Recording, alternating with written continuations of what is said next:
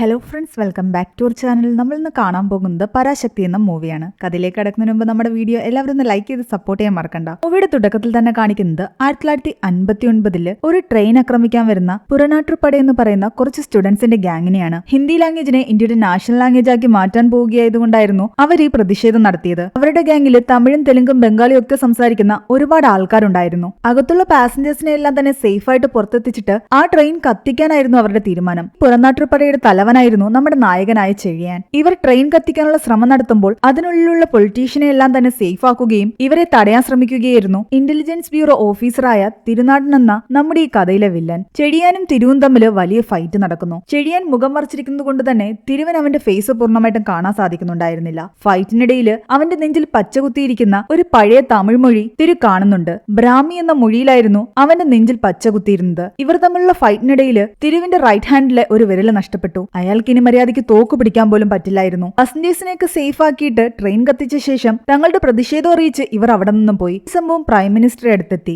ഇതേതെങ്കിലും political party ചെയ്തതാണോ എന്ന് അയാൾ ഡൗട്ട് ചോദിക്കുമ്പോൾ തിരു അയാളോട് പറയുന്നുണ്ട് ഇത് ചെയ്തൊരു സ്റ്റുഡന്റിന്റെ ഗ്യാങ് ആണെന്ന്. ഇവര് ട്രെയിൻ കത്തിക്കാൻ കാരണം തന്നെ തമിഴ് പത്രത്തിൽ വരാത്തൊരു ന്യൂസ് ഹിന്ദി പത്രത്തിൽ വന്നുകൊണ്ടാണ്. റെയിൽവേയില് ജോലിയൊഴിവുകൾ ഉണ്ടെന്ന് തമിഴ് പത്രത്തിൽ ഉണ്ടായിരുന്നില്ല. എന്നാൽ ഹിന്ദി പത്രത്തില് ആ ജോലിയൊഴിവിന്റെ വാർത്ത കൊടുത്തിട്ടുണ്ട്. ഹിന്ദി അറിയാത്ത ആൾക്കാർക്ക് ആ ഒഴിവ് കണ്ട് അതിന് അപ്ലൈ ചെയ്യാൻ പറ്റില്ല.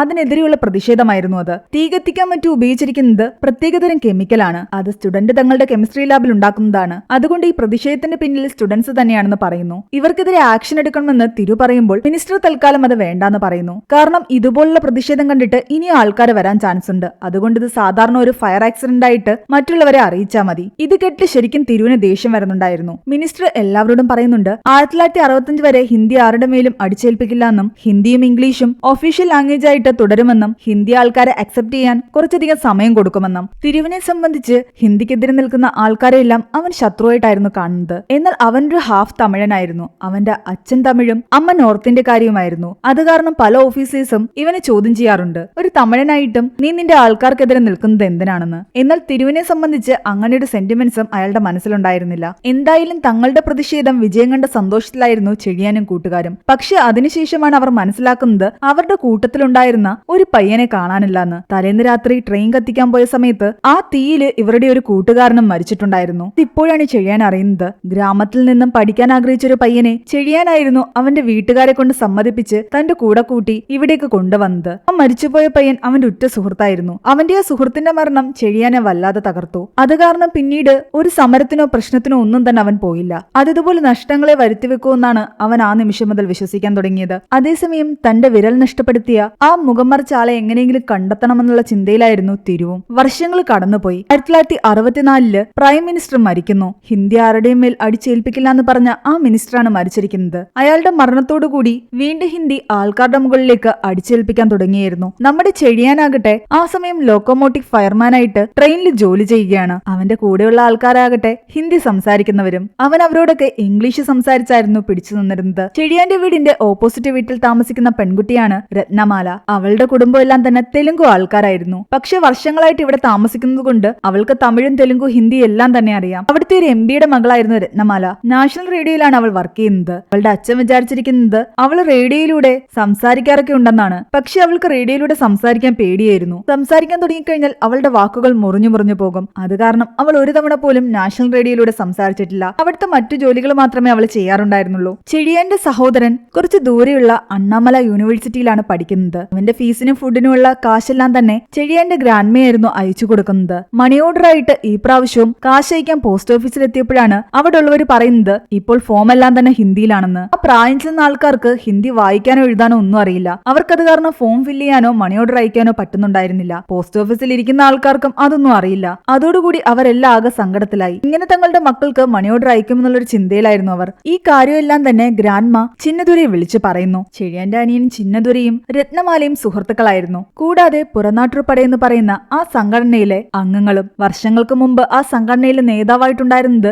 ചെഴിയാനാണെന്ന് അവർക്കറിയില്ല. കാരണം ചെഴിയാൻ അതിന്റെ പ്രവർത്തനത്തിൽ നിന്നെല്ലാം തന്നെ വിട്ടുനിൽക്കുകയായിരുന്നു. ഈ മണി ഓർഡർ ഒഴിക്കാനുള്ള ഫോമെല്ലാം തന്നെ ഹിന്ദിയിലാക്കിയത് കാരണം ചിന്നദുരയും സുഹൃത്തുക്കളും തങ്ങൾ നിൽക്കുന്നിടത്ത് പ്രതിഷേധിക്കാൻ ആരംഭിച്ചു. അവിടെ ഹിന്ദി ബോർഡൊക്കെ വെച്ചിരുന്ന ഒരു കെട്ടിടം അവർ കത്തിച്ചു. ഈ സംഭവം ചെഴിയാനും അറിഞ്ഞിട്ടുണ്ടായിരുന്നു. ഇതിന്റെ പിന്നിലെ തന്റെ അനുജനാണെന്ന് മനസ്സിലാക്കി ചെഴിയാനും അവിടെ കാണാൻ പോയിട്ടുണ്ടായിരുന്നു. ആ സമയം നമ്മുടെ IB ഓഫീസറായ തിരു അവിടേക്ക് വരികയും അവിടെയെല്ലാം പരിശോധിക്കുകയും ചെയ്യുന്നു. 1959 ട്രെയിൻ കത്തിച്ച അതേ സംഘം തന്നെയാണോ ഇത് ചെയ്തതെന്ന് തിരു സംശയിക്കുന്നുണ്ടെങ്കിലും അന്ന് യൂസ് ചെയ്തിരുന്ന കെമിക്കൽ ആയിരുന്നില്ല ഇപ്പോൾ യൂസ് ചെയ്തിരുന്നത്.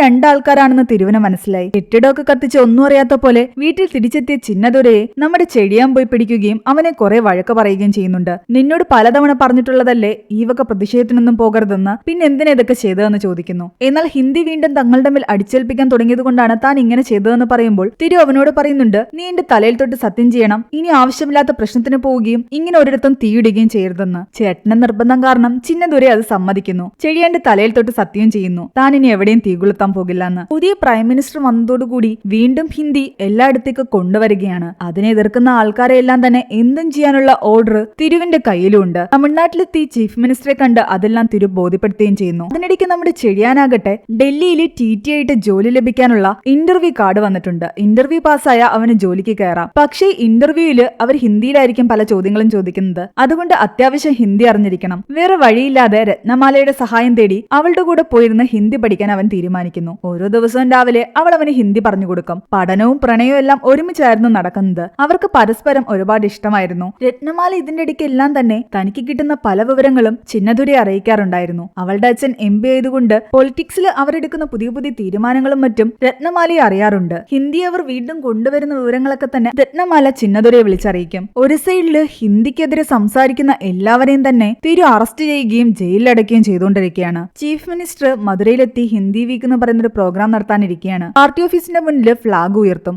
ആ സമയം കരിങ്കൊടി കാണിക്കാൻ പലരും അവിടെ ഉണ്ടാകുമെന്ന് തിരു പറയുന്നുണ്ട്. അതിനെയൊക്കെ എതിർക്കണമെങ്കിൽ കരിങ്കൊടി ഉയർത്താൻ സാധ്യതയുള്ള ആൾക്കാരെയൊക്കെ തന്നെ നേരത്തെ അറസ്റ്റ് ചെയ്യണം. അങ്ങനെ കുറെ ആൾക്കാർ ഇവർ അറസ്റ്റ് ചെയ്തു. മാത്രമല്ല കരിങ്കൊടിയോ ഇങ്കോ ഒന്നും തന്നെ ആ സമയത്ത് അവിടെ കിട്ടാതിരിക്കാൻ വേണ്ടിയിട്ട് പല സ്ഥാപനങ്ങളും അടിച്ചുപൂട്ടി. തുണിമില്ലുകളും മറ്റും ആ കൂട്ടത്തിൽ ഉൾപ്പെടുന്നതായിരുന്നു. എന്നാൽ ഇവിടെ ചിന്നദുരയാകട്ടെ തന്റെ സംഘത്തിലെ ആൾക്കാരെ എല്ലാം ചേർത്ത് പ്ലാൻ ഇടുകയാണ്. ചീഫ് മിനിസ്റ്റർ വന്നിട്ട് അവിടെ ഫ്ളാഗ് ഉയർത്തുന്ന സമയത്ത് എങ്ങനെയെങ്കിലും നമ്മൾ കരിങ്കൊടി കാണിച്ചിരിക്കുമെന്ന്. അതിനിപ്പോ കറുത്ത തുണി കിട്ടണമെന്നോ ഇങ്ക് കിട്ടണമെന്നോ ഒന്നും തന്നെയില്ല. കറുത്തതായിട്ട് എന്തെങ്കിലും കിട്ടിയാൽ മതിയായിരുന്നു. ഇവനിങ്ങനെ സംസാരിച്ചുകൊണ്ട് നിൽക്കുന്നത് ചെടിയാൻ കാണുകയും അവൻ വന്ന് ചിന്നദുരയെ തടിക്കുകയും ചെയ്യുന്നുണ്ട്. നീ ഒരു പ്രശ്നത്തിനും പോകരുതെന്ന് പറയുന്നു. എന്നാൽ അവൻ പോകുമെന്ന് പറഞ്ഞ് വാശി പിടിക്കുമ്പോൾ ചെടിയാൻ അവന്റെ കാല് പിടിച്ച് തിരിക്കുന്നു. അവന് നടക്കാൻ പറ്റാത്ത വിധമാക്കുന്നു. ഇവൻ എഴുന്നേറ്റ് പോയെങ്കിലല്ലേ ഈ സമരത്തിന് പോകൂ. കുറച്ചു ദിവസത്തേക്ക് എന്തായാലും അവൻ എഴുന്നേക്കാൻ പോകുന്നില്ല. ചിന്നദുരയ്ക്ക് ആകെ ദേഷ്യം വരുന്നുണ്ട്. തന്റെ ചേട്ടൻ ഇങ്ങനെയൊക്കെ ചെയ്യുന്നത് കാരണം. അതും ചെയ്തിട്ട് ചെടിയാൻ നേരെ പോകുന്നത് തന്റെ ഇന്റർവ്യൂ അറ്റൻഡ് ചെയ്യാനായിരുന്നു. റെയിൽവേ സ്റ്റേഷന്റെ അടുത്തേക്ക് അവൻ എത്തിയപ്പോൾ അറിയാതെ ഒരു പയ്യനുമായിട്ട് അവൻ കൂട്ടിമുട്ടുകയും ആ പയ്യന്റെ ബുക്സും പേനയെല്ലാം വീഴുകയും ചെയ്യുന്നു. അങ്ങനെ ട്രാക്കിലേക്ക് വീണുപോയി. ആ പയ്യൻ അത് കണ്ടാകെ വിഷമത്തിൽ നിൽക്കുന്ന കണ്ടിട്ട് ചെടിയാൻ കാര്യം ചോദിക്കുമ്പോൾ ആ പയ്യൻ പറയുന്നുണ്ട്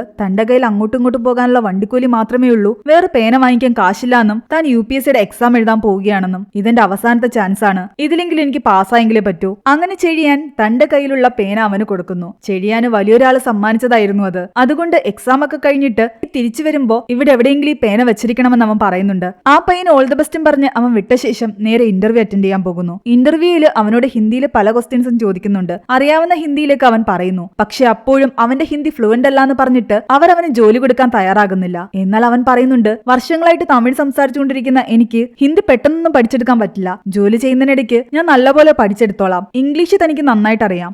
എന്നിട്ട് പോലും അവന് ജോലി കൊടുക്കുന്നില്ല. ഹിന്ദി നന്നായിട്ട് സംസാരിക്കുന്ന ആൾക്കാരെ മാത്രം മതി എന്നാണ് അവര് പറയുന്നത്. ഹിന്ദി അറിയില്ലെങ്കിൽ ഇനിയിപ്പോ ജോലി പോലും കിട്ടാതാകുമോ എന്നുള്ള സങ്കടം അവനെ വല്ലാതെ തകർത്തിട്ടുണ്ടായിരുന്നു. ആകെ സങ്കടത്തോടെ തിരിച്ച് റെയിൽവേ സ്റ്റേഷനിലെത്തുമ്പോ അവൻ കാണുന്നത് രാവിലെ അവൻ കണ്ട ആ പയ്യനാകട്ടെ മന്ത്രിയുടെ മുന്നിൽ നിന്ന് കരഞ്ഞുകൊണ്ട് ബഹളം ഉണ്ടാക്കുന്നതാണ്. അന്ന് UPSC എക്സാം നടന്നിട്ടുണ്ടായിരുന്നില്ല. കാരണം ഇവിടെ വീണ്ടും ഹിന്ദി ലാംഗ്വേജ് കൊണ്ടുവരുന്നത് കാരണം എക്സാം മാറ്റിവെച്ചിരിക്കുകയാണ്. ചോദ്യപേപ്പർ ഇനി ഹിന്ദിയിലായിരിക്കും, തമിഴിൽ ഉണ്ടാകില്ല. ഇത് കാരണം ഈ പയ്യൻ സങ്കടത്തോടെ പറയുന്നുണ്ട് എന്നെപ്പോൾ ഒരാൾക്ക് തമിഴില് ക്വസ്റ്റ്യൻ പേപ്പർ കിട്ടിയില്ലെങ്കിൽ ഒരിക്കലും എനിക്ക് എക്സാം എഴുതാൻ പറ്റില്ല എന്ന്. ഞാൻ ഇനി ഹിന്ദിയൊക്കെ പഠിച്ചിട്ട് ഏത് കാലത്ത് എക്സാം എഴുതാനാണ്? ഇംഗ്ലീഷിൽ എഴുതേണ്ടി വരുമെന്ന് പറഞ്ഞു കഴിഞ്ഞാൽ എന്നെപ്പോൾ ഒരാൾ ഇംഗ്ലീഷ് തന്നെ ഒരുപാട് കഷ്ടപ്പെട്ടാണ് പഠിച്ചെടുത്തത്. ഞാൻ തമിഴിൽ ആലോചിച്ച് അത് ഇംഗ്ലീഷിലാക്കി എഴുതുമ്പോഴേക്കും ഹിന്ദി അറിയാവുന്ന ആൾക്കാര് എന്നെക്കാൾ വേഗത്തിൽ ആ എക്സാം എഴുതി തീർക്കും. എന്നാൽ അവൻ എത്രയൊക്കെ പറഞ്ഞിട്ടും അവനോട് പോയി ഒന്നുകിൽ ഹിന്ദി പഠിച്ചിട്ട് എഴുത് അല്ലെങ്കിൽ ഇംഗ്ലീഷിൽ എഴുതുന്ന പറഞ്ഞിട്ടാണ് മിനിസ്റ്റർ അവിടെ നിന്നും പോയത്. അതിന്റെ സങ്കടത്തിൽ ആ പയ്യൻ ഒരു ആത്മഹത്യ ലെറ്റർ എഴുതി വെച്ചിട്ട് സ്വയം തീ കൊളുത്തുന്നു. വർഷങ്ങൾക്ക് മുമ്പ് തന്റെ സുഹൃത്തിനെ നഷ്ടപ്പെട്ടതായിരുന്നു ചെടിയാൻ അപ്പോൾ ഓർമ്മ വരുന്നത്. താൻ രാവിലെ എക്സാം എഴുതാൻ കൊടുത്ത ആ പേന കൊണ്ടാണ്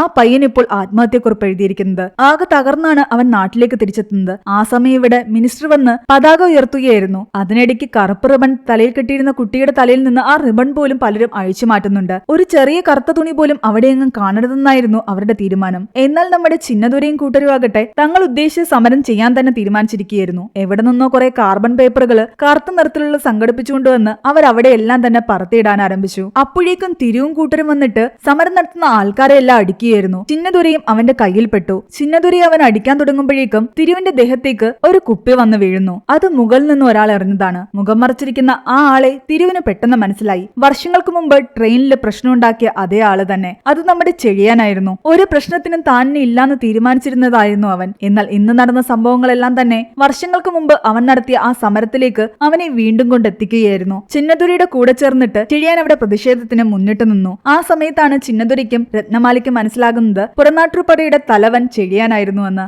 അടുത്തതായിട്ട് ജനുവരി 26-ന് അവർ ഈ ഹിന്ദി ലാംഗ്വേജിനെതിരെ സമരം നടത്താൻ തീരുമാനിച്ചിട്ടുണ്ടായിരുന്നു. സ്റ്റേഷനിൽ പോയിട്ട് അവർ പെർമിഷൻ ചോദിച്ചതും അവർക്ക് പെർമിഷൻ കൊടുക്കുകയും ചെയ്തു. എന്നാൽ ഇത് തിരുവിന്റെ പ്ലാനിംഗ് ആയിരുന്നു. റിപ്പബ്ലിക് ഡേയുടെ അന്ന് ഇതുപോലൊരു സമരം നടത്തുകയും പ്രശ്നമുണ്ടാക്കുകയും ചെയ്യുന്ന ആൾക്കാരെ അവന് വേണമെങ്കിൽ ഷൂട്ട് ചെയ്യുകയോ അറസ്റ്റ് ചെയ്യുകയോ ഒക്കെ ചെയ്യാം. പക്ഷെ ഇത് ചെഴിയാന് മനസ്സിലായി. അത് കാരണം ചെഴിയാൻ ചിന്നദുരയോട് പറയുന്നുണ്ട്, 26-ാം തീയതി ഒരു കാരണവശാലും സമരം ചെയ്യരുതെന്നും 27-ാം തീയതി രാവിലെ നമുക്ക് സമരം ചെയ്യാമെന്നും അതിനുള്ള പെർമിഷനുമായിട്ട് ഞാൻ രാവിലെ തന്നെ എത്താമെന്നും. അവർ 26-ൽ നിന്നും 27-ലേക്ക് സമരത്തീയതി മാറ്റിയത് മനസ്സിലാക്കി തിരു ആകെ ദേഷ്യത്തിലായി. തന്നേക്കാൾ ബുദ്ധിമാനാണ് ആ പുറനാട്ടുപടയുടെ തലവനെന്ന് തിരുവിന് മനസ്സിലായി. എന്നാൽ എങ്ങനെയെങ്കിലും 27-ാം തീയതിയും തനിക്ക് ഷൂട്ട് ചെയ്യാനുള്ള ഓർഡർ വാങ്ങിച്ചെടുക്കാനായിരുന്നു തിരുവിന്റെ തീരുമാനം. ചീഫ് മിനിസ്റ്റർ ആകട്ടെ തിരു ഫോൺ ചെയ്തിട്ട് എടുക്കുന്നുമില്ല. ഈ പുറനാട്ടുപടയുടെ അംഗങ്ങളുമായിട്ട് ഇവിടെയുള്ള ആരെങ്കിലും സംസാരിക്കുന്നുണ്ടോ എന്ന് ഫോൺ കോൾസിലൂടെ തിരു ചെക്ക് ചെയ്യുന്നുണ്ടായിരുന്നു. സ്ഥിരമായിട്ട് രത്നമാല ചിന്നദുരയെ വിളിക്കുന്നത് തിരുവിന് മനസ്സിലായി. അത് കാരണം എംപിയെയും രത്നമാലയും വിളിച്ചിരുത്തി തിരു പറയുന്നുണ്ട്, നിങ്ങളുടെ മകളെ എനിക്ക് വേണമെങ്കിൽ അറസ്റ്റ് ചെയ്യാമെന്നും രാഷ്ട്രീയത്തിൽ നടക്കുന്ന പല കാര്യങ്ങളും ഇവളാണ് ലീക്ക് ആക്കുന്നതെന്നും അവളെ അറസ്റ്റ് ചെയ്യാതിരിക്കണമെങ്കിൽ എന്ത് ചെയ്യണമെന്ന് അവളുടെ അച്ഛൻ എംപി ചോദിക്കുമ്പോൾ തിരു പറയുന്നുണ്ട്, ഞാൻ വിളിച്ചിട്ട് മിനിസ്റ്റർ ഫോൺ എടുക്കുന്നില്ല, പക്ഷെ നിങ്ങൾ വിളിച്ച് മിനിസ്റ്ററിനോട് സംസാരിക്കണമെന്ന്. തിരു പറഞ്ഞ പോലെ തന്നെ എംപിക്ക് മിനിസ്റ്ററിനോട് പറയേണ്ടി വരുന്നു. ഇതൊരു സാധാരണ സമരമല്ല എന്നും ഹിന്ദി ഫൗണ്ടേഷനും പോസ്റ്റ് ഓഫീസും റെയിൽവേ സ്റ്റേഷനും അങ്ങനെ എല്ലാ സ്ഥലങ്ങളും തീയരിക്കാനാണ് അവർ തീരുമാനിച്ചിരിക്കുന്നത്. അതുകൊണ്ട് അവിടെ സെക്ഷൻ 144 ഓർഡർ ചെയ്യണമെന്ന്. ഒരു പരിധിയിൽ കൂടുതൽ ആൾക്കാർ അവിടെ കൂടുകയാണെങ്കിൽ അവരെല്ലാം അടിച്ചോടിക്കാനും ഷൂട്ട് ചെയ്യാനുള്ള അധികാരമായിരുന്നു അത്. അങ്ങനെ മിനിസ്റ്ററെ തെറ്റിദ്ധരിപ്പിച്ച് എംപിയെ ഭീഷണിപ്പെടുത്തി തിരു ആ ഓർഡർ വാങ്ങിച്ചെടുക്കുന്നു. തന്റെ സുഹൃത്തുക്കളെ ഇത് എങ്ങനെയെങ്കിലും അറിയിക്കണമെന്ന് രത്നമാലയ്ക്ക് ആഗ്രഹം ഉണ്ടായിരുന്നു. കാരണം നാളെ ഒരു സാധാരണ സമരം നടക്കുമെന്നാണ് അവർ വിചാരിച്ചിരിക്കുന്നത്. ഒരിക്കലും റിയൽ ആയിട്ട് ഈ പോലീസുകാർ ഷൂട്ട് ചെയ്യുമെന്ന് ചിന്നദുരയ്ക്കോ ചെഴിയാനോ ഒരു ഊഹം ഉണ്ടാകില്ല. എന്നാൽ തന്റെ സുഹൃത്തുക്കളെ ഒന്ന് കോൾ ചെയ്യാൻ പോലും അവൾക്ക് പറ്റിയില്ല. അവളുടെ അച്ഛൻ അവളെ ഒരു റൂമിൽ പൂട്ടിയിട്ടു. ചിന്നദുര തന്റെ ആൾക്കാരെ എല്ലാം കൂട്ടി സമരത്തിന് തയ്യാറായി നിൽക്കുകയാണ്. ചെഴിയാൻ അപ്പോഴും സമരം ചെയ്യാനുള്ള ഓർഡർ കിട്ടിയിട്ടുണ്ടായിരുന്നില്ല. പോലീസുകാർ മനഃപൂർവ്വം അത് ലേറ്റാക്കിയായിരുന്നു. അതിനിടയ്ക്ക് ചിലരുടെ സംസാരം അവൻ കേൾക്കുന്നുണ്ട്. സമരം നടക്കുന്നിടത്ത് എന്താണ് സംഭവിക്കാൻ പോകുന്നതെന്ന്. ചിന്നദുരയുടെ ജീവൻ അപകടത്തിലാണെന്ന് മനസ്സിലാക്കി ചെഴിയാൻ അവനെ അലേർട്ട് ചെയ്യാനും രക്ഷിക്കാനും അവിടേക്ക് പുറപ്പെടുന്നു. പക്ഷെ അപ്പോഴേക്കും സമരം തുടങ്ങിയിരുന്നു. അവർ ശാന്തരായി സമരം ചെയ്തുകൊണ്ടിരുന്നതാണ്. മനഃപൂർവ്വം തിരുവാകട്ടെ പോലീസുകാരോട് പറയുന്നുണ്ട് അവരെ കൂടുതൽ ഉള്ളിലേക്ക് കയറ്റിവിടാൻ. ചുറ്റും സ്നൈപ്പേഴ്സ് എല്ലാം നിൽക്കുന്നത് അവർ കാണുന്നുണ്ട്. എന്നാൽ അവരുടെയൊക്കെ കയ്യിൽ ഒറിജിനൽ ബുള്ളറ്റ് ആയിരിക്കില്ല, റബ്ബർ ബുള്ളറ്റ് ആയിരിക്കും എന്നാണ് ഇവരെല്ലാം വിചാരിച്ചുകൊണ്ടിരുന്നത്. സാധാരണ സമരത്തിൽ അങ്ങനെയായിരുന്നു. അത് കാരണം അവരവരുടെ സമരം തുടർന്നുകൊണ്ടേയിരുന്നു. പക്ഷേ തിരുവിന്റെ ഓർഡർ അനുസരിച്ച് പോലീസുകാര് മനഃപൂർവ്വം അവരെ അങ്ങോട്ട് അടിക്കുകയും പ്രശ്നങ്ങൾ ഉണ്ടാക്കുകയും ചെയ്യുന്നു. സമരക്കാരും തിരിച്ചു പോരാടാൻ തുടങ്ങി. ചെഴിയാൻ അവിടെ എത്തുമ്പോഴേക്കും തിരു പറഞ്ഞ പ്രകാരം ചിന്നദുരയ്ക്ക് നേരെ വെടിയുതിർത്തു. അവന്റെ നെഞ്ചില് വെടിയുണ്ടേറ്റു. ചെഴിയാൻ ഇത് കണ്ട് ഞെട്ടിത്തെറിച്ച് അവന്റെ അടുത്തേക്ക് ഓടിയെത്തി അവനെ രക്ഷിക്കാൻ ശ്രമിക്കുകയാണ്. താൻ ഇട്ടിരുന്ന വെള്ള ഷർട്ട് ഊരി പോലീസുകാർക്ക് നേരെ അവൻ കാണിക്കുന്നുണ്ട്, ഷൂട്ട് ചെയ്യാൻ പാടില്ല എന്ന് പറഞ്ഞിട്ട്. ആ സമയം തിരു കാണുന്നുണ്ട് അവന്റെ നെഞ്ചിൽ പച്ച കുത്തിയിരിക്കുന്നത്. വർഷങ്ങൾക്ക് മുമ്പ് ട്രെയിൻ കത്തിച്ചത് അവനാണെന്നും വിരൽ നഷ്ടപ്പെടാൻ കാരണക്കാരനായ പുറനാട്ടുപടയുടെ തലവൻ അവനാണെന്നും ആ നിമിഷം തിരുവിന് മനസ്സിലായി. വെടിയേറ്റ് കിടക്കുന്ന ചിന്നദുരയെ രക്ഷിക്കാൻ പോലും തിരു സമ്മതിച്ചില്ല. തന്റെ ആൾക്കാരെ വെച്ചിട്ട് ചെഴിയാനെ അവിടെ നിന്ന് അറസ്റ്റ് ചെയ്തുകൊണ്ടുപോയി. ചിന്നദുരയ്ക്ക് അപ്പോഴും ജീവൻ ഉണ്ടായിരുന്നിട്ട് പോലും അവനെ അവിടെ ഉണ്ടായിരുന്ന ഓടയിലേക്ക് തള്ളിയിട്ട് മരണത്തിന് വിട്ടുകൊടുത്തു. അറസ്റ്റിലായ ചെഴിയാനെ തിരു ടോർച്ചർ ചെയ്യുകയായിരുന്നു, പുറനാട്ടുപടയിലെ ബാക്കിയുള്ള അംഗങ്ങളുടെ പേര് പറയാൻ പറഞ്ഞിട്ട്.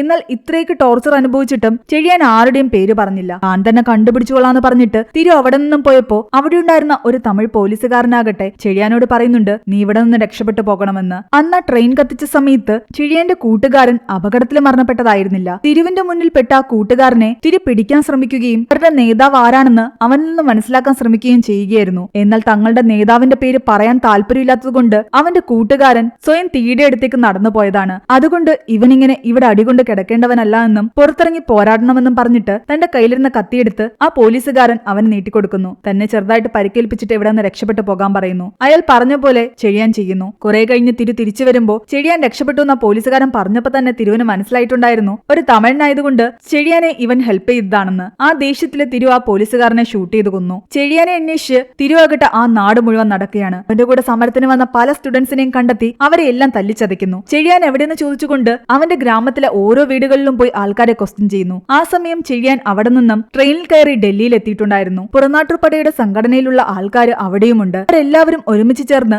അവിടെ ഒരു സമരം നടത്താൻ തീരുമാനിച്ചിരിക്കുകയായിരുന്നു. പ്രധാനമന്ത്രി അവരുടെ കാര്യങ്ങൾ നേരിട്ട് അറിയണമെങ്കിൽ അവർ നേരിടുന്ന പ്രശ്നം അവിടെയുള്ള ആൾക്കാരും നേരിടണം. അതിനു വേണ്ടിയിട്ട് ഒരു രാത്രി കൊണ്ട് അവിടെ ഉണ്ടായിരുന്ന എല്ലാ ബസ്സിലെയും ബോർഡുകൾ അവർ മാറ്റിയിട്ട് ആ ബോർഡുകളെല്ലാം തമിഴിലാക്കി വെക്കുന്നു. ഹിന്ദി വാഴ്ക്ക എന്നായിരുന്നു അതിൽ എഴുതിയിരുന്നത്. എന്നാൽ അവിടെ ഉണ്ടായിരുന്ന ഹിന്ദി സംസാരിക്കുന്ന ആൾക്കാർക്കൊന്നും തന്നെ ആ തമിഴ് വായിക്കാനോ അത് മനസ്സിലാക്കാനോ പറ്റുന്നുണ്ടായിരുന്നില്ല. അങ്ങനെ പ്രധാനമന്ത്രിയുടെ ശ്രദ്ധയിൽ ഈ പ്രശ്നം വരികയും തിരുവുമായിട്ട് അവർ സംസാരിക്കുകയും ചെയ്യുന്നു. ഞങ്ങളുടെയൊക്കെ ഓരോ സ്റ്റേറ്റിലും ഓരോ തരത്തിലുള്ള ലാംഗ്വേജ് ആണെന്നും അതെല്ലാം മാറ്റി ഹിന്ദിയാക്കാൻ ശ്രമിച്ചു കഴിഞ്ഞാൽ ഇവിടെ ഇപ്പോൾ ആൾക്കാർ നേരിടുന്ന അതേ പ്രശ്നം തന്നെയാണ് ഞങ്ങൾ നേരിടുന്നതെന്ന് അവൻ പറയുന്നു. ഹിന്ദി വാഴ്ക്കയെന്ന് തമിഴിലാണ് ഞങ്ങൾ ആ ബോർഡിൽ എഴുതിയിരുന്നത്. അത് മനസ്സിലാക്കാൻ ഇവിടെയുള്ള ആൾക്കാർക്ക് പറ്റിയില്ല. അതുപോലെ തന്നെയാണ് ഞങ്ങളുടെ നാട്ടിലും നിങ്ങൾ ഹിന്ദി കൊണ്ടുവരാൻ ശ്രമിക്കുമ്പോൾ സംഭവിക്കുന്നത്. ഞങ്ങളുടെ ആൾക്കാർക്ക് ഞങ്ങളുടെ ലാംഗ്വേജ് മാത്രമേ അറിയൂ. പെട്ടെന്ന് ഹിന്ദി കൊണ്ടുവന്ന് അത് പഠിക്കണമെന്നും ഇനി മുതൽ അത് മാത്രമായിരിക്കും ഇവിടെ ലാംഗ്വേജ് എന്നും പറഞ്ഞു കഴിഞ്ഞാൽ ഞങ്ങളെ കൊണ്ടത് പറ്റില്ല. ഇത് ഒരു സ്റ്റേറ്റിന്റെ മാത്രം പ്രശ്നമല്ല, ഇവിടെയുള്ള ഒരുപാട് സ്റ്റേറ്റുകളുടെ പ്രശ്നമാണ്. ഒരുപാട് ആൾക്കാർ ഈ പ്രശ്നം നേരിടുന്നുണ്ടെങ്കിൽ അവരെല്ലാവരും സൈൻ ചെയ്ത പേപ്പേഴ്സ് എനിക്ക് വേണമെന്ന് പ്രൈം മിനിസ്റ്റർ പറയുന്നു. അങ്ങനെ നിങ്ങൾ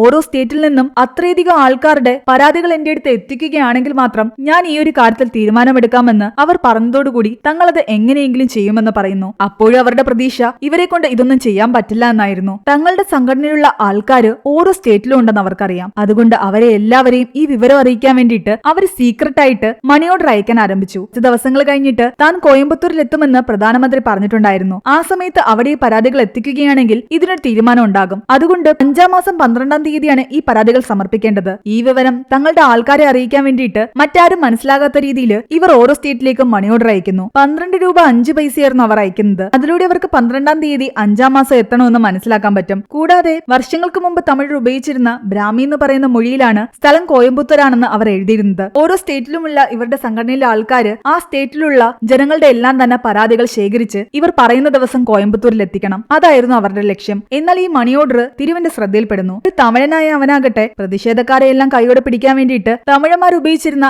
എല്ലാ മൊഴികളും പഠിച്ചു വെച്ചിട്ടുണ്ടായിരുന്നു. ഇവർ മണി ഓർഡറിന്റെ ബാക്കിൽ എഴുതിയിരുന്നത് തിരുവിന് മനസ്സിലാവുകയും അവർ എന്താ ചെയ്യാൻ പോകുന്നതെന്ന് അവൻ മുൻകൂട്ടി അറിയുകയും ചെയ്തു. പക്ഷെ എന്നിട്ടും അവൻ ആ മണി ഓർഡർ എവിടെയും തടഞ്ഞു വെച്ചില്ല. എല്ലാവരും ഇവിടെ എത്തട്ടെ എന്നും ആ പുറനാട്ടുപടയിലെ സംഘടനയിലെ ആൾക്കാരെ എല്ലാം തന്നെ കൈയോട് പിടിക്കാമെന്നുമായിരുന്നു അവന്റെ പ്ലാൻ. അങ്ങനെ ഇവരെല്ലാവരും പ്ലാൻ ചെയ്ത പ്രകാരം പൊള്ളാച്ചിയിലുള്ള ഒരു മില്ലില് ഒത്തുകൂടുന്നു. ആദ്യം ചെഴിയാനും കൂട്ടരുമാണ് എത്തിയത്. ആന്ധ്രയിൽ നിന്നും അവരുടെ സുഹൃത്തായ മൈക്കിളും കൂട്ടരും അവിടെ നിന്ന് ശേഖരിച്ച പരാതികളുമായിട്ട് കുറച്ചു കഴിഞ്ഞപ്പോൾ അവിടെ എത്തി. പതിയെ പതിയെ ഓരോ സ്ഥലത്തു നിന്നും ആൾക്കാർ എത്തുകയാണ്. എന്നാൽ ഇവരുടെ സംഘടനയിൽ കേരളത്തിൽ നിന്നുള്ള ചാക്കോ ഉണ്ടായിരുന്നു. ചാക്കോ മാത്രം എത്തിയിട്ടില്ല. ഗവൺമെന്റ് ജോലിക്കാരനായ അവന് നാളെ എന്തോ ഡ്യൂട്ടി ഉണ്ടെന്നും അത് കാരണം വരാൻ പറ്റില്ല എന്നുമാണ് അവൻ പറഞ്ഞിരിക്കുന്നത്. തൽക്കാലം അന്നത്തെ രാത്രി അവർ അവിടെ ചെലവഴിച്ചു. രാവിലെ തന്നെ പ്രൈം മിനിസ്റ്റർ കോയമ്പത്തൂരിലെത്തുമ്പോൾ ഇവിടെ നിന്നും കോയമ്പത്തൂർക്ക് പോകാനായിരുന്നു അവർ പ്ലാൻ ഇട്ടിരുന്നത്. പക്ഷേ ഇവരുടെ പ്രതീക്ഷകളെ തെറ്റിച്ചുകൊണ്ട് ഇവരുടെ പ്ലാനിംഗ് ഒക്കെ മനസ്സിലാക്കി തിരു അവിടെ എത്തുകയും ഇവരെ കൈയോടെ പിടിക്കാൻ ശ്രമിക്കുകയുമാണ്. ആ ഭാഗത്ത് എവിടെയോ അവർ ഒളിച്ചിരിപ്പുണ്ടെന്ന് തിരുവിന് വിവരം കിട്ടിയിട്ടുണ്ടായിരുന്നു. ആരെയും പുറത്തു കാണാത്ത കാരണം ഇവരെയൊക്കെ പുറത്തിറക്കാൻ വേണ്ടിയിട്ട് അവിടെ ഉണ്ടായിരുന്ന സാധാരണ ജനങ്ങളെല്ലാം പിടിച്ച് ടോർച്ചർ ചെയ്യുകയായിരുന്നു അവൻ. ആ സമയം അവരിൽ കുറച്ചു പേരാകട്ടെ അവർ കൊണ്ടുവന്ന പരാതികളുമായിട്ട് ഡ്രെയിനേജ് വഴി അവിടെ നിന്ന് രക്ഷപ്പെടാൻ ശ്രമിക്കുന്നു. ചെഴിയാൻ പറയുന്നുണ്ട്, നിങ്ങളെല്ലാം പോയിക്കോ, എനിക്ക് മറ്റൊരു ജോലിയുണ്ടെന്ന്. കുറച്ചുപേർ ഡ്രെയിനേജ് വഴി പരാതികളുമായിട്ട് കോയമ്പത്തൂർക്ക് പോകാൻ വേണ്ടിയിട്ട് പുറപ്പെട്ടു. ബാക്കി കുറച്ച് ആൾക്കാരാകട്ടെ അവിടെ ഇവിടെയായിട്ട് പലയിടത്തും ഒളിച്ചിരുന്നു. എന്നാൽ അവരെയെല്ലാം തിരു തേടിപ്പിടിക്കുകയും കൈയോടെ ഷൂട്ട് ചെയ്യുകയും ചെയ്യാൻ തുടങ്ങി. കണ്ണിൽ കണ്ടവരെല്ലാം അവൻ കൊന്നൊടുക്കുകയായിരുന്നു. ഈ പ്രാവശ്യം അവന്റെ കൂടെ ഉണ്ടായിരുന്നത് പോലീസുകാരായിരുന്നില്ല, സ്പെഷ്യൽ ഫോഴ്സ് ആയിരുന്നു. എന്നാൽ ആ പോലീസുകാരെല്ലാം തന്നെ തമിഴന്മാരായതുകൊണ്ട് അവരാരും തന്റെ കൂടെ നിൽക്കുമെന്ന് അവന് വിശ്വാസം ഉണ്ടായിരുന്നില്ല. അതുകൊണ്ടാണ് സ്പെഷ്യൽ ഫോഴ്സിനെ അവൻ കൂടെ കൂട്ടിയത്. എന്നിട്ടും അവൻ ചെയ്യുന്ന ഈ ക്രൂരത അവർക്ക് പോലും കണ്ടു നിൽക്കാൻ പറ്റുന്നുണ്ടായിരുന്നില്ല. ഇവനിങ്ങനെ ആൾക്കാരെ കൊന്നൊടുക്കുന്ന കണ്ടിട്ട് സഹിക്കാൻ വയ്യാതെ ചെഴിയാനാകട്ടെ ഒരു വണ്ടി നിറയെ പരാതികളുമായിട്ട് അവന്റെ നേരെ എത്തുന്നു. എന്നിട്ട് സ്വയം കീഴടങ്ങുന്നു. തിരു ശ്രമിച്ചുകൊണ്ടിരുന്നത് ഈ പരാതികളൊന്നും തന്നെ ഒരിക്കലും മിനിസ്റ്ററിന്റെ അടുത്ത് എത്തരുതെന്നായിരുന്നു. ചെഴിയാൻ തന്നെ ഇങ്ങോട്ട് അതെല്ലാം കൊണ്ടുവന്നത് കാരണം കൈയോടെ അവനത് തീ കത്തിക്കുന്നു. പക്ഷെ അപ്പോഴാണ് അവന് മനസ്സിലാകുന്നത് അതെല്ലാം വെറും ബ്ലാങ്ക് പേപ്പേഴ്സ് ആയിരുന്നു എന്ന്. അതിലൊന്നും പരാതികൾ ഉണ്ടായിരുന്നില്ല. ആ സമയം ആ നാട്ടിൽ നിന്നും പോകുന്ന ട്രെയിനിന്റെ സൗണ്ട് അവൻ കേൾക്കുന്നു. അവൻ തേടിക്കൊണ്ടിരിക്കുന്ന പരാതികൾ അടങ്ങുന്ന പേപ്പേഴ്സ് എല്ലാം തന്നെ ആ ട്രെയിനിൽ ഉണ്ടാകുമെന്ന് അവൻ ഉറപ്പായിരുന്നു. അവൻ തന്റെ കൂടെ ഉണ്ടായിരുന്ന ഒരു ഓഫീസറിനോട് ഇയാനെ കസ്റ്റഡിയിൽ തന്നെ വെച്ചുകൊള്ളണമെന്ന് പറഞ്ഞിട്ട് ആ ട്രെയിനിന്റെ പിറകെ പോവുകയാണ്. പോകുന്നതിന് മുമ്പ് അവൻ പറയുന്നുണ്ട്, ഇവിടെ കൊന്നിട്ടിരിക്കുന്ന ആൾക്കാരെ എല്ലാം തന്നെ കൊണ്ടുപോയി കത്തിച്ച് കളയണമെന്ന്. ഇവിടെ ഇങ്ങനൊരു കാര്യം നടന്നതേ പുറംലോകം അറിയാൻ പാടില്ല. ആ ടൈമിൽ പരാതികളെല്ലാം ട്രെയിനിൽ കടത്തിവിട്ട ശേഷം ഒരു വണ്ടിയിൽ കോയമ്പത്തൂർ എത്താനുള്ള ശ്രമത്തിലായിരുന്നു മൈക്കിളും ബാക്കിയുള്ളവരും. എന്നാൽ വഴിയിൽ പോലീസുകാർ തടയുന്നുണ്ട്. പോലീസുകാരുടെ ശ്രദ്ധ തിരിക്കാൻ വേണ്ടിയിട്ട് മൈക്കിൾ വണ്ടിയിൽ നിന്നും ചാടി ഇറങ്ങി ഓടുന്നു. പോലീസുകാർ അവന്റെ പിറകെ പോയതും ബാക്കിയുള്ളവർ വണ്ടി വിട്ടുപോയി. എന്നാൽ ആ പോലീസുകാർ അവനെ ഷൂട്ട് ചെയ്ത് കൊന്നിട്ടുണ്ടായിരുന്നു. ആകെ സങ്കടത്തോടെയാണെങ്കിലും ആ കാഴ്ച കണ്ടുകൊണ്ട് ബാക്കിയുള്ളവർക്ക് അവിടെ നിന്ന് രക്ഷപ്പെടേണ്ടതായിട്ട് വന്നു. ട്രെയിനിന്റെ പിറകെ പോയ തിരുവാകട്ടെ ട്രെയിനിൽ കയറി ആ പരാതികൾ അടങ്ങുന്ന ചാക്കുകെട്ടുകൾ കണ്ടെത്തുന്നു. എന്നാൽ അത് നശിപ്പിക്കണമെങ്കിൽ ഈ ട്രെയിൻ അടുത്ത സ്റ്റേഷനിൽ നിർത്തണം. കൊടുക്കണം. അത് കാരണം അവൻ അവിടേക്ക് വിളിച്ചു പറയുന്നുണ്ട് ട്രെയിൻ അവിടെ നിർത്താനുള്ള കാര്യങ്ങൾ ചെയ്യാൻ. എന്നാൽ അവിടെ എത്തിയിട്ടും ആ ട്രെയിൻ അവിടെ നിൽക്കുന്നുണ്ടായിരുന്നില്ല. അവിടെ അവന്റെ സ്പെഷ്യൽ ഫോഴ്സിലെ ഒരുപാട് അംഗങ്ങളും ഓഫീസറും നിൽപ്പുണ്ടായിരുന്നു. പക്ഷെ ആ ഓഫീസർ ചിരിച്ചുകൊണ്ട് ആ ട്രെയിനിനുള്ളിലേക്ക് വീണ്ടും പരാതിയടങ്ങുന്ന ചാക്കുകെട്ടുകൾ ഇടുകയായിരുന്നു. അത് മറ്റാരും ആയിരുന്നില്ല, ചെഴിയാന്റെ കേരളത്തിലുള്ള പുറനാട്ടുപടയുടെ നേതാവായിരുന്നു. അതായത് തലേന്ന് കേരളത്തിൽ നിന്നും ചാക്കോ വന്നിട്ടില്ല എന്നും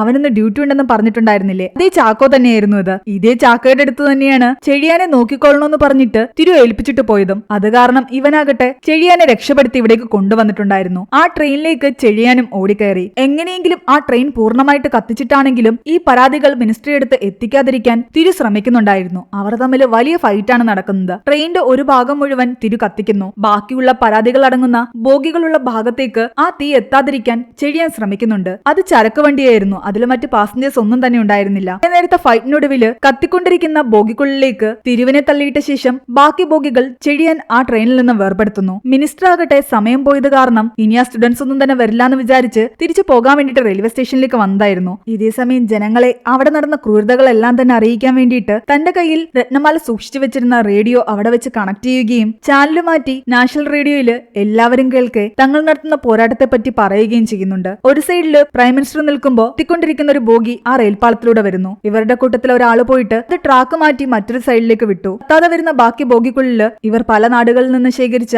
ജനങ്ങളുടെ എല്ലാം തന്നെ പരാതി ഉണ്ടായിരുന്നു. ഓരോ നാട്ടിലെ ആൾക്കാര് അവരുടെ ലാംഗ്വേജില് കൊണ്ടുവന്ന പരാതികൾ അവരെ കാണിക്കുന്നു. ഇതെല്ലാം വ്യത്യസ്തമായ ഭാഷയാണെന്ന് മിനിസ്റ്റർക്ക് മനസ്സിലായി. ഇവരുടെ കൂട്ടത്തിലുണ്ടായിരുന്ന ഒരു സ്ത്രീയാകട്ടെ കത്തിക്കരിഞ്ഞു കിടക്കുന്ന ബോഗിക്കുള്ളിൽ കിടക്കുന്ന തിരുവിനെ കാണുന്നുണ്ട്. അവൻ അപ്പോഴും ജീവനുണ്ടായിരുന്നു. ഹോസ്പിറ്റലിലേക്ക് പോകാമെന്ന് അവർ പറഞ്ഞെങ്കിലും തിരു കേൾക്കുന്നില്ല. കാരണം ഓരോ തവണയും അവനിവിടെ ഹിന്ദി കൊണ്ടുവരാൻ ശ്രമിക്കുമ്പോഴും പല ആൾക്കാരും അവനോട് പറയുമായിരുന്നു, നിന്റെ രക്തത്തിൽ ഓടുന്നത് ഒരു തമിഴന്റെ രക്തമല്ലേ, നീ എപ്പോ വേണമെങ്കിലും കാലുമാറില്ലേ എന്ന്. ഇനി ഒരിക്കൽ പോലും തന്റെ രക്തത്തിന്റെ പേരിൽ ആരും തന്നെ ചോദ്യം ചെയ്യരുതെന്ന് അവന് വാശിയുണ്ടായിരുന്നു. അതുകൊണ്ട് അവനിപ്പോൾ ജീവനോടെ തിരിച്ചു വന്നു കഴിഞ്ഞാൽ ഈ പരാതികൾ ഇവിടെ എത്തിക്കാൻ ഇവനും കൂട്ടുനിന്നുവെന്ന് പലരും പറയും. ഇതിനേക്കാൾ നല്ലത് മരണമാണെന്ന് അവന് തോന്നി. ഹോസ്പിറ്റലിൽ കൊണ്ടുപോകണ്ടെന്ന് പറഞ്ഞിട്ട് അവൻ അവിടെ തന്നെ കിടന്ന് മരിക്കുകയാണ്. ഇവിടെ ഈ സ്റ്റുഡൻസ് നടത്തിയ പോരാട്ടം വിജയിച്ചിരിക്കുന്നു. അവർ പറഞ്ഞ പോലെ തന്നെ പല നാടുകളിൽ നിന്ന് ശേഖരിച്ച ജനങ്ങളുടെ എല്ലാം തന്നെ പരാതികൾ അവർക്ക് മുന്നിൽ കൊണ്ടുവന്നിട്ടുണ്ട്. അതോടുകൂടി ഓരോ സ്റ്റേറ്റിലും ഹിന്ദി കൊണ്ടുവരാൻ പോകുന്നു എന്നുള്ള തീരുമാനം മാറ്റി അവരവരുടെ സ്റ്റേറ്റിലെ ലാംഗ്വേജ് എന്താണോ അത് അവർക്ക് സംസാരിക്കുകയും എഴുതുകയും ചെയ്യാം. തമിഴ്നാട്ടില് ഇനി മുതൽ തമിഴും ഇംഗ്ലീഷും മാത്രമായിരിക്കും ഒഫീഷ്യൽ ലാംഗ്വേജ്. ബന്ധപൂർവ്വം ആരുടെ മേലും ഹിന്ദി അടിച്ചേൽപ്പിക്കാൻ സാധിക്കില്ല. പുറനാട്ടുപടയുടെ ആ സമരം വിജയകരമായിരിക്കുന്നു. കാലങ്ങൾക്ക് മുമ്പ് യഥാർത്ഥത്തിൽ നടന്ന ആ സമരത്തിന്റെ ചിത്രങ്ങളും കാണിച്ചുകൊണ്ടാണ് ഈ ഒരു മൂവി അവസാനിക്കുന്നത്. ഈ മൂവിയുടെ സ്റ്റോറി എങ്ങനെ ഉണ്ടായിരുന്നു നിങ്ങൾ താഴെ കമന്റ് ചെയ്യുക. എക്സ്പ്ലനേഷൻ ഇഷ്ടപ്പെട്ടെങ്കിൽ വീഡിയോ ലൈക്ക് ചെയ്യാനും നമ്മുടെ ചാനൽ സബ്സ്ക്രൈബ് ചെയ്യാനും മറക്കണ്ട.